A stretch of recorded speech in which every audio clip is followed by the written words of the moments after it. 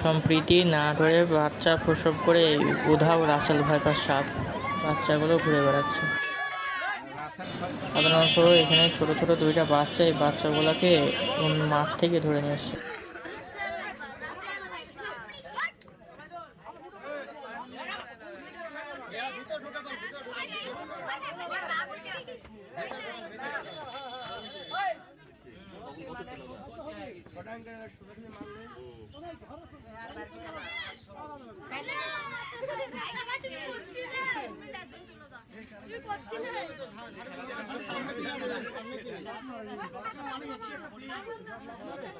আমাদের দেশে Russell viper সাপ শহর এলাকায় খুব আতঙ্ক। ধরেন আমরা আমার এক লাতি মাঠে থেকে ধরে নিয়ে আসছে।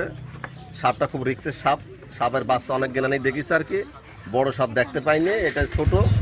যাই হোক খুব রিক্সে আর কি, খোঁচা খাবার দিয়ে যেভাবে পারুক পলিসিনে গেড়ে এখানে নিয়ে আসছে আমার গ্রামে।